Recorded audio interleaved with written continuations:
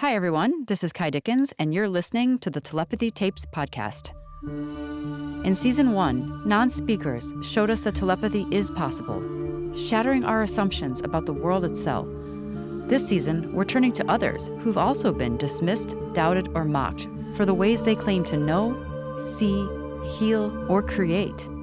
What if only by listening to those who've been ignored, we could unlock the deepest mysteries of who we are, where we come from, and where we're going? This is the Telepathy Tapes, and we're opening up the next channel.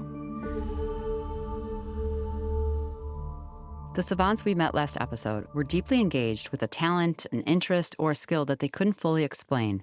Yet it was often so palpable that they could literally taste it or see it.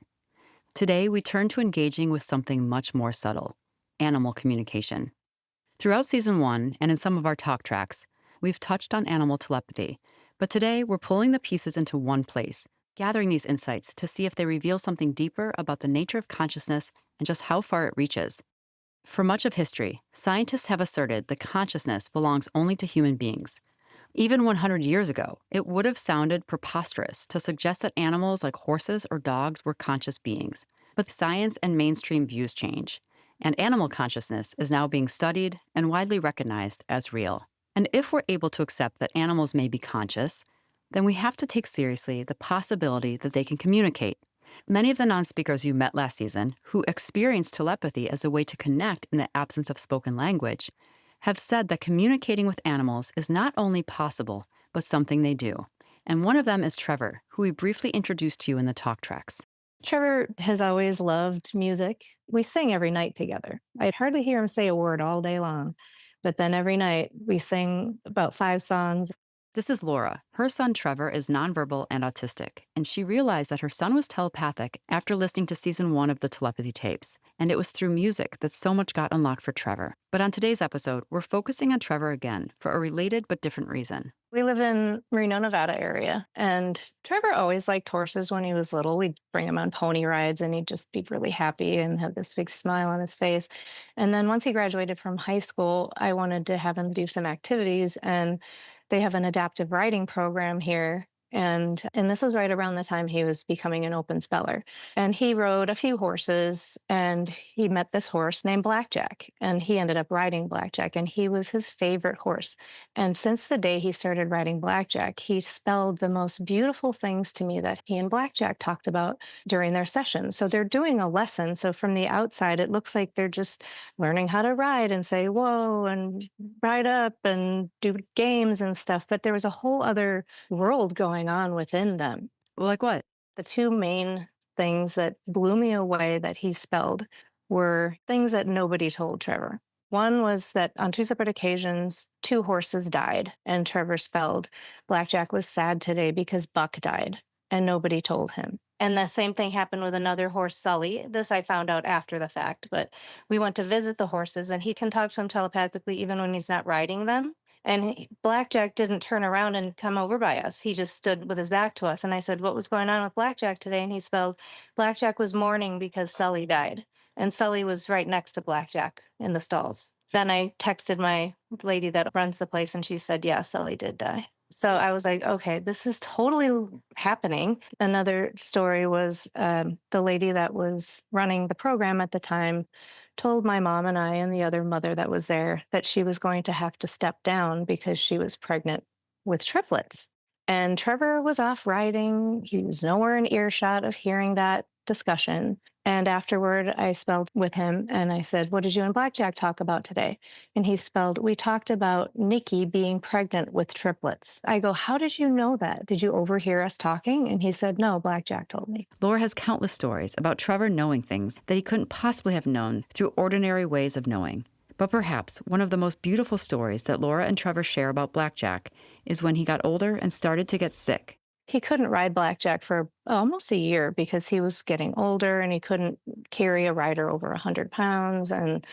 But he always talked to him telepathically. And he spelled to me that he could even talk to him when he wasn't there, like from our house. He could talk to him telepathically from anywhere, that they had that connection and they always still talked to each other, even though he wasn't riding him. Well, Blackjack got cancer and had to be put down on Valentine's Day this past year.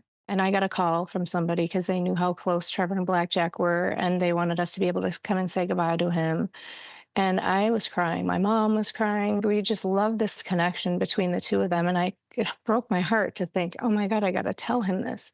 So he was sitting down in the car, and I said, Trevor, I have to tell you something. We're going to see Blackjack because he's got to get put down because he has cancer.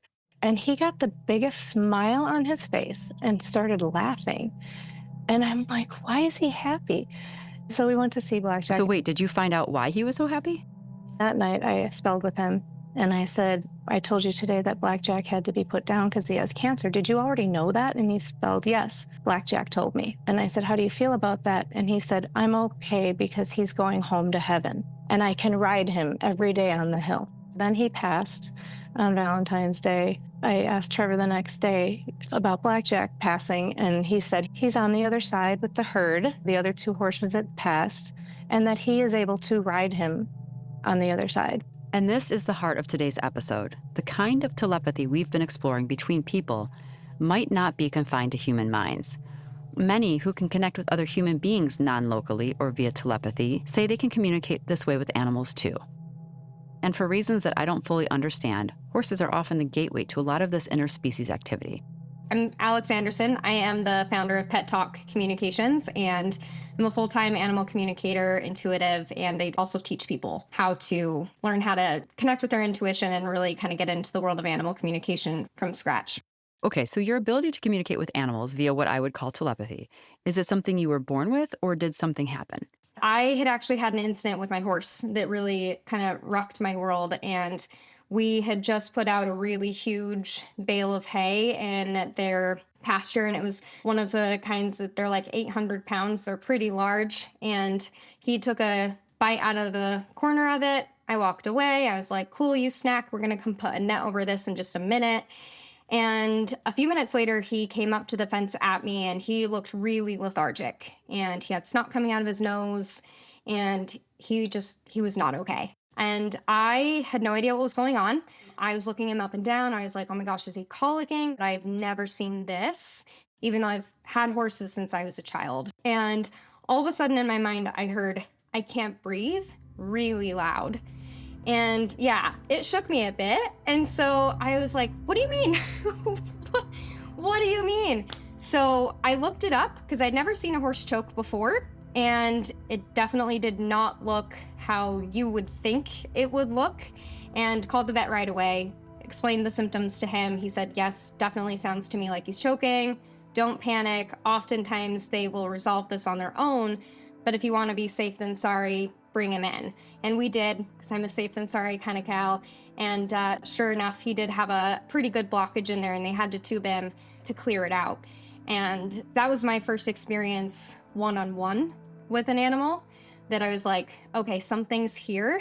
And I didn't talk to anybody about it for a little while because it kind of freaked me out. And I was like, people are going to think I'm crazy, like that this just happened. And so I sort of put it to bed and didn't touch it again for a little while. But I did have a little twinge in my mind, like, okay, that sort of happened accidentally, but what if we can learn to do this on purpose with purpose? Okay, so then what happened next? I became really obsessed with the brain. And so I went into neurolinguistics and hypnotherapy and became certified in all of those. Okay, and did your research and studies help you believe that telepathy with animals was possible? We've got a really, really active conscious mind, right? Animals don't. So that is the flip side to this. This is the most natural form of communication for them. They have been born with it. Nobody's ever told them it's not possible. There's no programming going against them and their ability to do this. They do this with each other all the time. For some, the idea is that animals can communicate telepathically stops being theory the moment it happens to them, like it did for Danish National Team rider Emily Koenig. My name is Emily Koenig. I'm a Danish show jumping rider. I'm competing with the national show jumping team. And right now I'm most known for my horse, Josina. And we have together won the Nordic Championships for teams 2 times now. I had this pony who has won everything he could win. And I was totally in love with this horse, but couldn't figure out why it wouldn't jump these water jumps with me. Every time I would ride up to this jump, I could feel him tense up, but couldn't decide, okay, what did he look at? I nearly gave up on this relationship with the horse. I think I was 11 or 12. My mom came to me and said, "Hey, I've found this woman on Facebook. She says she can speak to horses." And I was like, okay, you tell an 11-year-old that somebody can talk to her horse. I was very skeptical in the beginning. The woman they found was Ditte Young. My name is Ditte Young. I'm located in Copenhagen, Denmark. I've been working as an animal communicator for the last 27 years. Ditte has worked with a truly incredible range of Olympians, national team riders, and even princesses.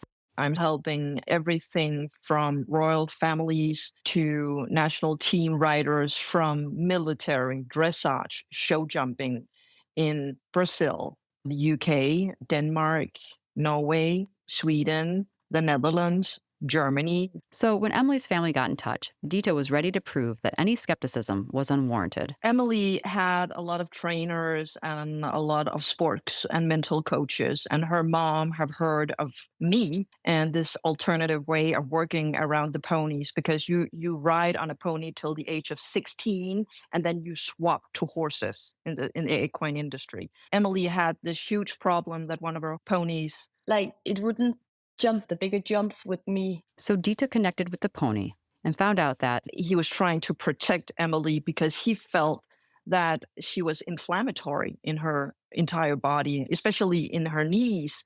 And that's where you have contact. And I remember inflammatory. And I remember I told her, I think you should go check this out with the doctor. And then she came back with arthritis. which is totally unexpected because she was a child, right? I mean, very young. Yeah, there's something called children arthritis. This is so fascinating. So your horse could feel your arthritis basically before you could even. Yeah.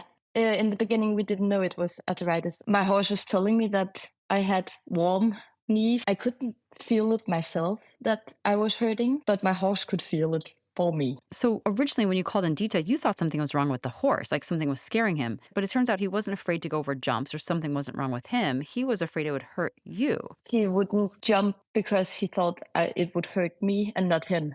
And Ditte, how did the horse convey to you that he was worried about her knees? Like, was it through images or? It was a language and an emotion where I felt comfort for her and the need for, I just want to protect you, Emily. So I just translated that your pony, wants to protect you. My horse told me that he wasn't comfortable doing big jumps with me anymore because he thought it would hurt me. The family began trying various medications for Emily. And as wild as this sounds, the horse would convey to Ditte, the animal communicator, if the medication was working, even before the doctors would know. I do remember that the horse told me, that's not it. That's not the medicine yet.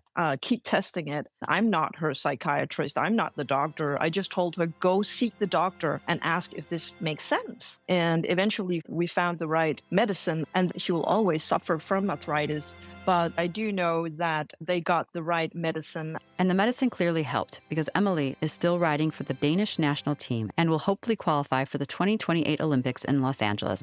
When you work at that high a level, you sense each other, you feel one another, you send images to the horse and it performs or it does whatever you need it to do. You need to be totally simultaneously with the horse. And that's telepathy.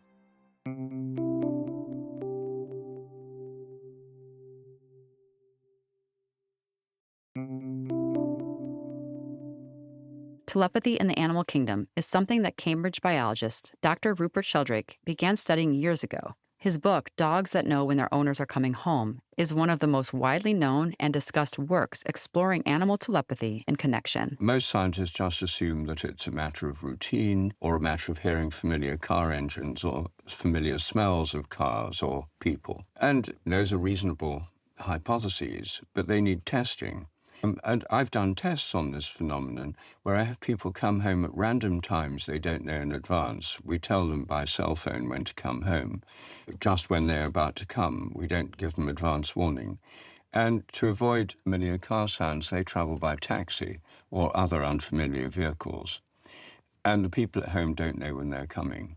So there's no way the dog can know from the people at home or from routine or from the smell or sound of the car. And moreover, when we do these experiments, the dogs respond when we tell people to come home, when their intention is set to go home, before they've even got into the taxi, the dog starts waiting for them at the window. And we film the dog the whole time the person is out, so we have a continuous record. Here's Pam, a subject from the experiment. She's watching the videos taken of her dog miles away as she was being alerted to turn her attention toward home. The videos that were taken of her and her dog were time-stamped. And at this very second, to me being told that, Pam, we're going home, JT gets up and walks across and takes a position up by the window where he waits for me. We did 100 videotaped experiments with JT. On 85 out of 100 occasions, the dog went on film and waited for the owner. The statistical significance was immense. It was highly significant. And we've done this with other dogs as well. And I think the evidence points to it being a telepathic influence. They're picking up their owner's intention to come home long before they actually arrive. But then, if they have an accident or a flat tire, or they meet someone who suggests they go for a drink in a bar or something, and they stop coming home, their dog just drifts away from the window and loses interest. And it fits very well with what millions of people have observed with their animals. His book prompted others to share their stories with him. When my book, Dogs That Know When Their Owners Are Coming Home, was published, I received lots of letters from people about their animals. One of them came from a young woman in New York called Amy Morgano, who told me that her parrot, Nkisi, an African grey, picked up her thoughts, and even picked up her thoughts when she was dreaming. It slept in her bedroom and woke her up by commenting on her dreams noisily. So I was very intrigued to meet this parrot, and so the next time I went to New York City, I visited her, and I found that what she said was true. This parrot not only had an incredible vocabulary and was astonishingly articulate, probably the biggest vocabulary of any parrot ever, but I immediately did a test with her. I said, can we do a test? We go into a separate room from the parrot. I said, have you got any cards or pictures? And she had a tarot pack, and so I got out the tarot pack, and I found a picture which showed a girl on the card. So I got the pack, and silently I looked at the card without saying anything. And from the next room, within a few seconds, the parrot said, "It's a girl." I was absolutely blown away by this, because there's no way she could have rehearsed this, or I picked a card, there was no sound about the girl. And this is just what Amy said was happening. The parrot would pick up what was in her mind. When she was reading magazines at the opposite side of the room, looking at a picture of a purple car, for example, the parrot said, "It's a purple car." So it had an amazing vocabulary, and it actually understood the meaning of words. That's the most amazing thing in itself.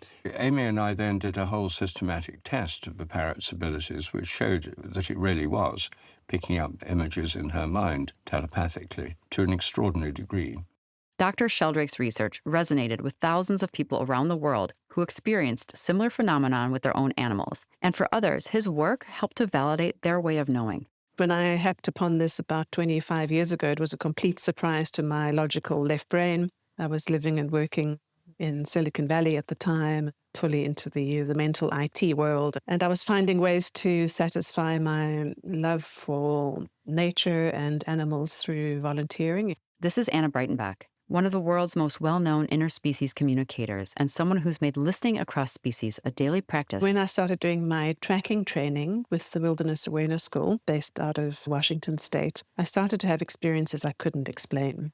Tracking teaches you to notice faint clues, like a paw print in the mud or a bent blade of grass, signs of where an animal has moved or rested or hunted. But Anna was picking up something deeper, information that couldn't be explained by sight alone. Because I grew up in my native South Africa, and I didn't have a clue what the North American animals were, much less what their feet or their footprints would look like. And I began getting spontaneous information that would later prove to be true in ways that my mind had no involvement with. It was not a rational or thoughtful process or anything at all. So I thought one of two things is happening. Either I'm just going completely crazy and hallucinating, or there's something to this I need to investigate. I did the latter. I came across the work of Rupert Sheldrake and the entire field of quantum physics and new physics. And in the US, there are hundreds of teachers of animal communication. I carefully chose to embark on studies through the Assisi International Animal Institute because of their three-pronged approach, which was looking very deeply into the physics of it, but also engendering and living from that place of the more Buddhist principles of compassion and reverence for all life. And the third angle in our research was all around the original peoples and how natural this was for them and the ways they used to live and move with their more than human kin, on the earth. Although it does actually literally apply to all species, not just the more than human animals. But we humans come to the party mostly by connecting with other animals and relearning and remembering these skills that are actually our intuition. It's actually part of the blueprint of our brain and how we are designed. So being that animals don't use, words or language to identify things the way we do, how does animal telepathy work? What does the communication feel like or sound like? So one way to understand telepathy would be to call it just that, a thought transference, where we have the idea of a sender and a receiver, and perhaps a question and answer based process. But truth be told, that's a bit mechanical, because what's really happening, even though our minds might need that sort of model to step into it and to bring our minds to the party, what's really happening is just a direct knowing in a much more than verbal way, even internally, or much more than a mental imagery way. So like old telepathy experiments and telepathy tests were to, playing cards face down to tell what kind of card it was, and remote viewing and all of these things, of course, they are real. But when we're dealing with another real live being, when it's that animal, that horse with a sore leg that we're connecting with, we're not just sort of some impartial observer who is discerning what is. There's a real heart-based and care-based connection with that being, and they know that you are open to them and in a kind of a silent dialogue with them. So over the years, I've come to understand this less as a sender and a receiver, and a process of information getting, and more of just a simple merging with and becoming one with the truth of that other being. When Anna first mentioned this, I was deeply moved because non-speakers, their parents, and teachers have told me over and over that what's happening is actually not simple telepathy. It's a merging of consciousness.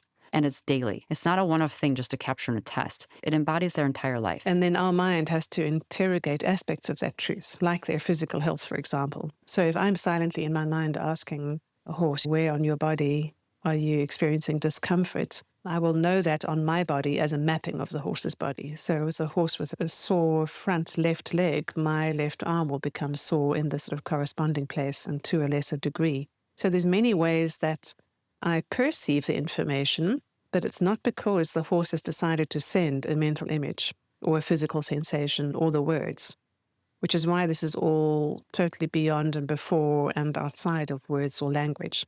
Early in your journey, were you doubted what you were experiencing, or were you always certain? I remember that early in my journey, I'd often doubt what was coming through, and the process for that matter. I was raised in a very ordinary suburban upbringing, nothing special, no wild camping trips or anything fantastic like that. And with my left brain logical side, I was always questioning what I was receiving.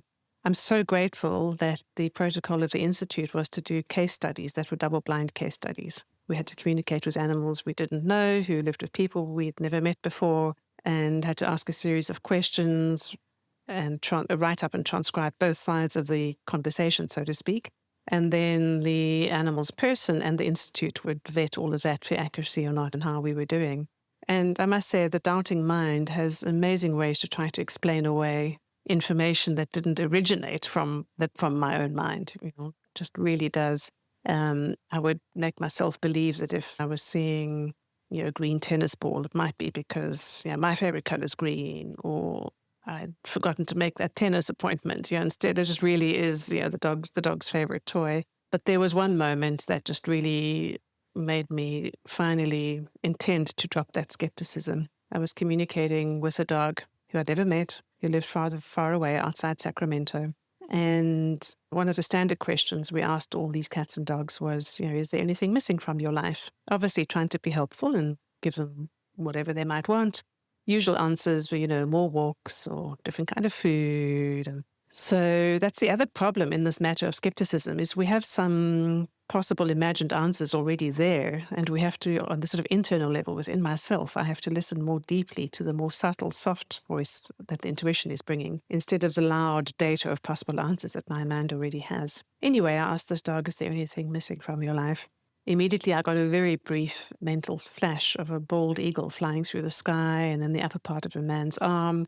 And I sort of shook my head, rubbed my eyes, and asked again. Nothing, just deafening silence. So embarrassed, I wrote it down. I didn't want to write it down and get a poor rating from my mentors for such rubbish, but I wrote it down and gave feedback to the lady, who burst into tears. Apparently, her young husband had died a year before in a car crash, and he had a tattoo of a bald eagle's head on his bicep. And that was the dog showing me that, of course, who he was missing was the other man in his life, by those unique identifiers. And after that, I thought, goodness me, okay, I'm gonna trust. And I don't always get it right. It's a matter of fine-tuning and practice.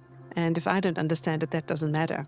A lot of this work, quite frankly, is work on self and continue to get my ego out of the way, my desire to know, my attachment to the outcome, my hoped-for answers, which is why it's often the most difficult to connect with our own animals, because we have such a vested interest emotionally in what their answers are. No matter what your home language is as a human, you can connect with any being, no matter how large or small, and have a fully conscious exchange.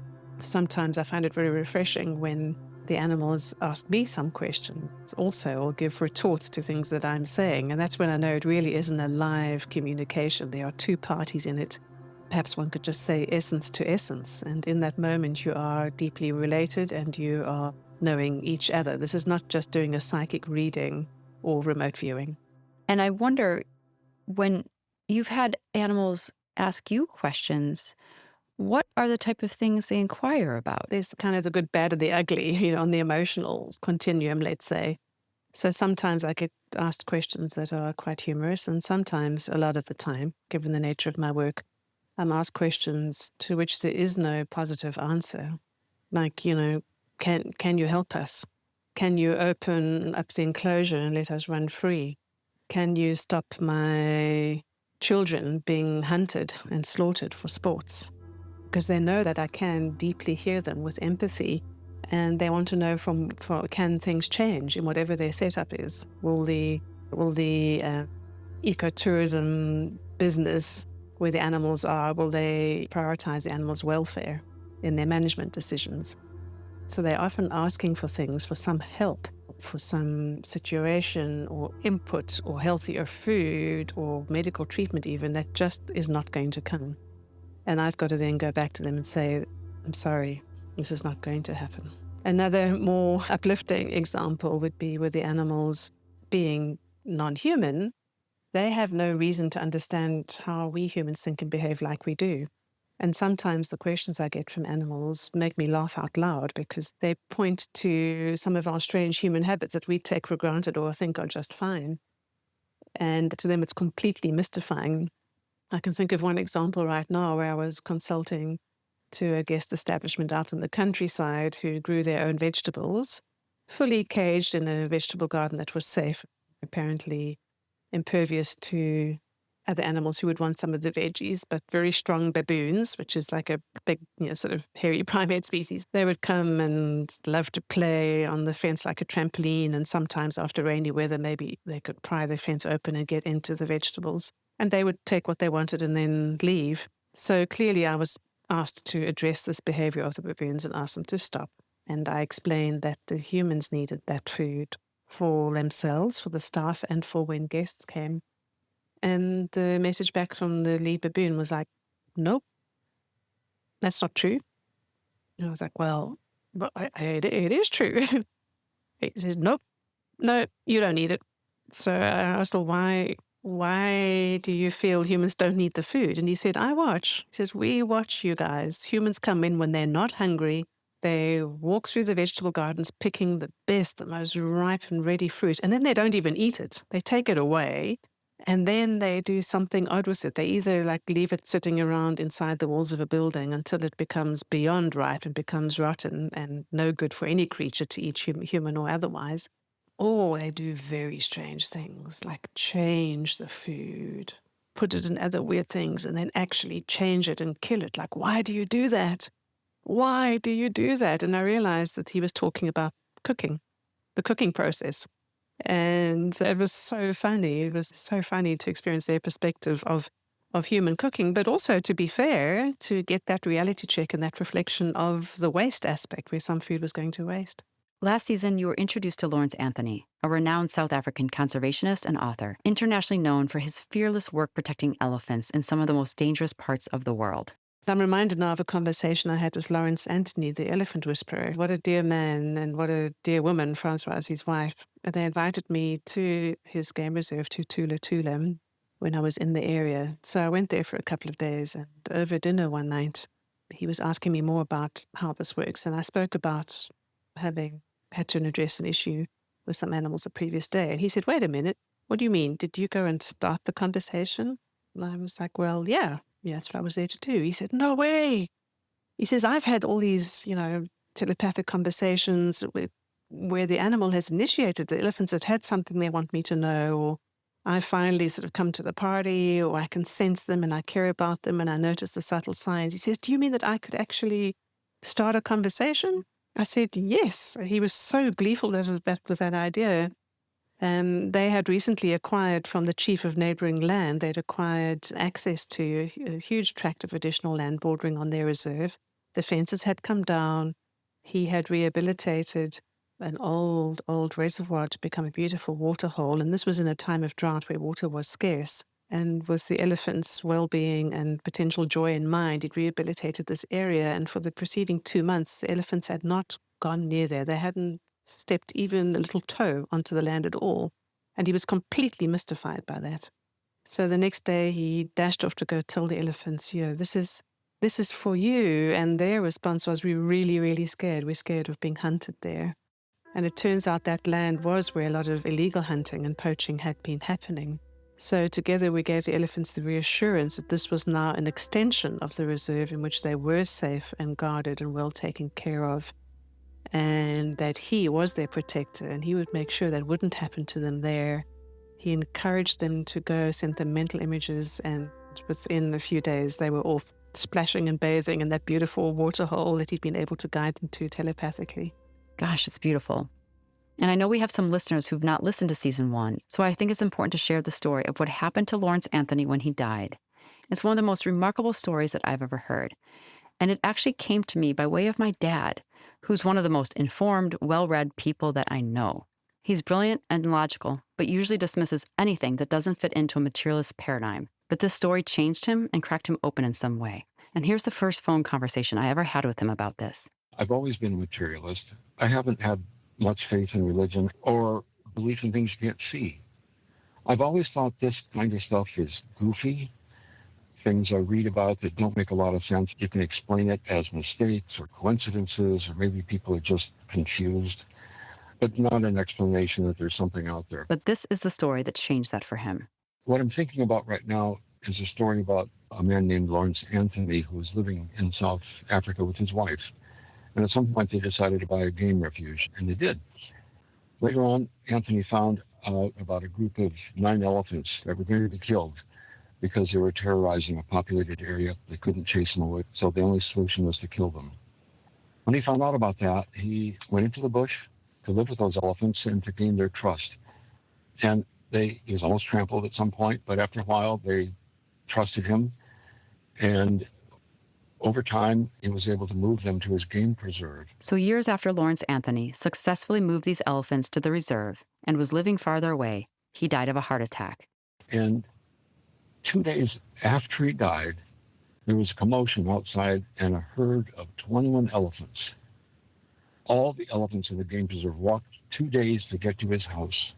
They're making distressed noises. They walk around the house, make the commotion, 12 hours, and then they go back home to wherever they live in the bush. And here's a clip from a news story about this. Upon the passing of Lawrence, these majestic beasts walked 12 hours from Zululand bush to their friend's home to pay their respects. They stood vigil for 2 days outside of Lawrence's house before returning to their regular lives in the bush. They had not visited the house for 1.5 years. What's even more amazing is that no one told both herds about Lawrence's death. It's like they just knew about it. it leaves you with the question, how on earth did the elephants 2 days away know that he died? His wife said there's some things that cannot be explained by reason, can't be seen, that connect all living things, human and animals. And it wasn't until that night, 2 days after he died, that his wife truly understood. It's an amazing story, but even more amazing because every March 4th, the anniversary of his death, for at least 3 or 4 years afterwards, the herd would show up at his house. He couldn't finish his sentence because he started to cry.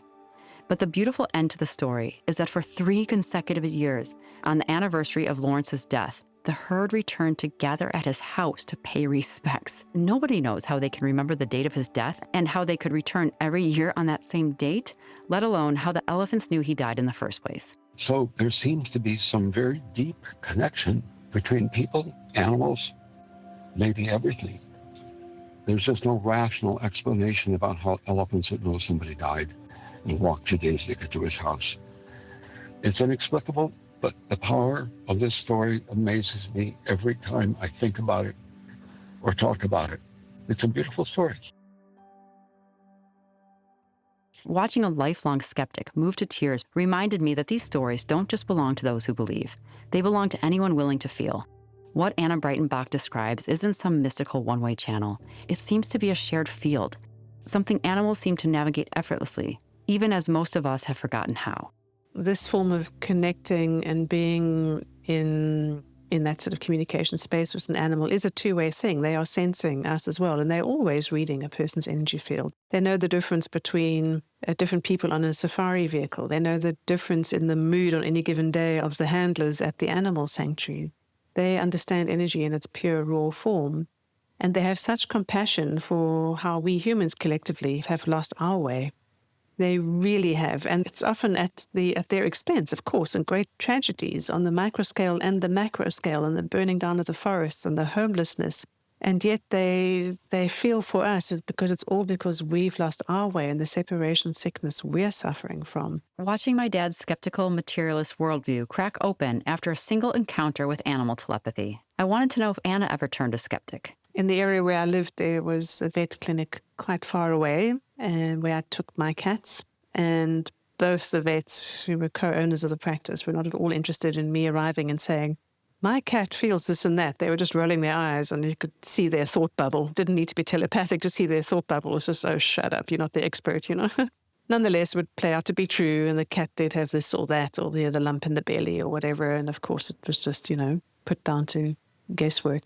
But one of those vets, who was the biggest skeptic, very fundamentally religious, and there was no place in her worldview for this, which she acknowledged. And she set me up and let me know it was a setup. She said, come round to my house and talk to my dogs, and then we'll see about this, So I did. I wasn't chuffed at the vibe of the whole thing, but I did go around and interviewed her golden shepherd and her beautiful retriever, and they said whatever they said about their lives that I knew nothing about. But being dogs who had a caring vet as their person, there wasn't much needing or lacking in their life.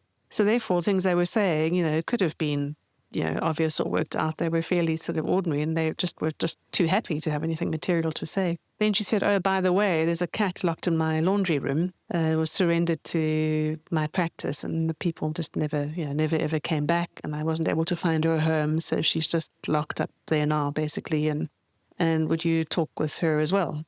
I'm like, okay. I said, what's her name? No, it hasn't got a name. For now, I'm just saying meow, but I'm not going to give her a name, And so we went through to the laundry, and she locked me in the laundry with the cat, who was traumatized, clearly feeling unwanted, in distress at having dogs nearby, didn't know what was going on, and there was no plan for her as such.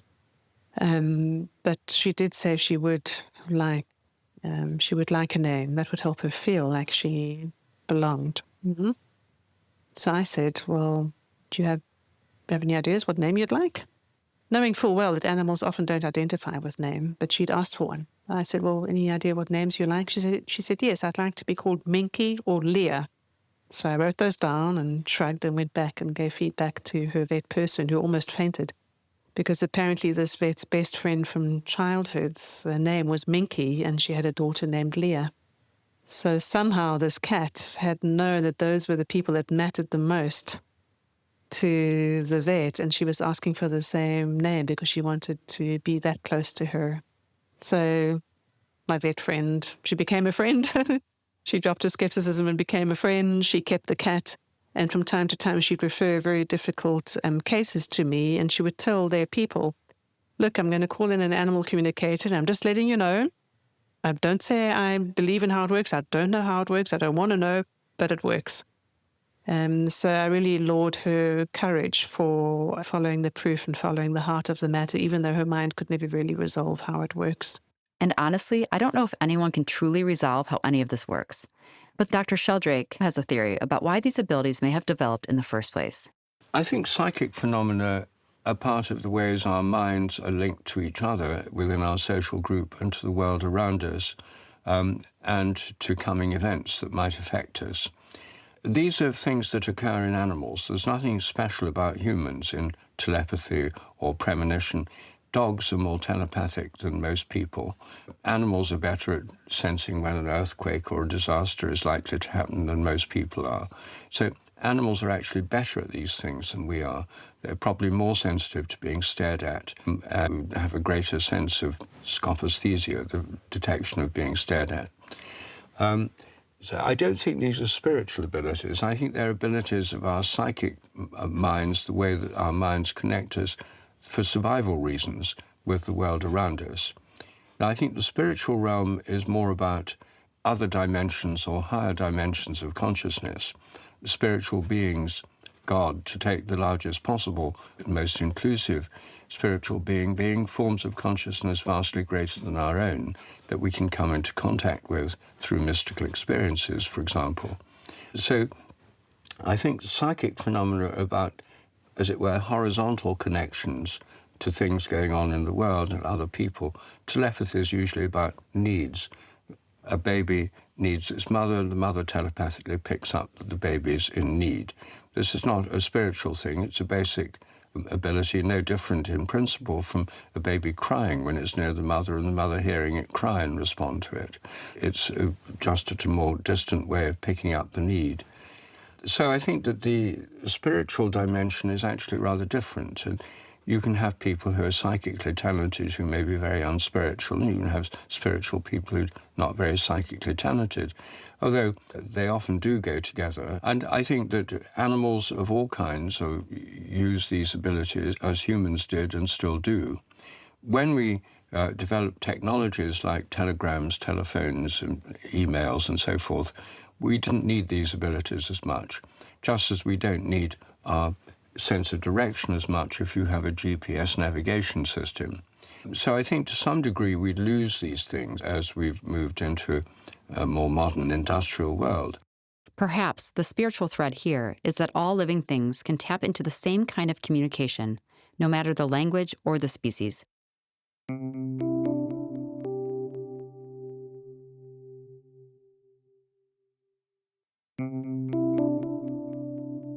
To bring our questions full circle and close out this episode, I wanted to turn back to some non-speakers. Many of the non-speakers that I've met have described what it's like to telepathically communicate with animals.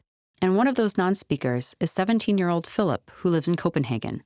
His mother is Ditte Young, the animal communicator you met at the beginning of the episode. My first question for Philip was whether he experienced telepathy between animals and his mom differently. This is the digital voice that Philip chose to communicate his answers. Yes and no. No, because it's the same. Yes, because one is an animal and the other is my mom. That's the difference. So, Philip, does one feel different? No. Communication is communication. Does it feel different to talk to one or the other? The way I use my language remains the same. There might be a slight difference in how it feels to use my nonverbal language, depending on who I'm telepathic with. It feels different talking to someone angry than to someone who is feeling something else emotionally. Knowing that Ditte, Philip's mom, is a vetted animal communicator, I asked if she's able to help him tune in further, or if it was the other way around, and he helped to open up her gifts. I've never known anything else. My mom has always seemed to understand and hear the universe, but I helped her understand the structure of it. I helped her to understand what's inside the vortex. I've also helped her in the sense that I'm the reason she continued to develop her abilities. I'm part of why she had to step forward with them, even when life was hard. And then I asked Philip if there's something he wished others knew about nonverbal communication, and his answer was an unexpected delight. I wish animals would introduce themselves to me before they start talking to me, so I know what they want before they contact me. I always say, "Hi, I'm Philip," when I greet someone. Often I get startled, and then I want to leave. I feel most comfortable with horses because they're usually better at keeping a distance when they talk to me. But dogs always want to come up close. I don't separate humans from animals. To me, they're just souls.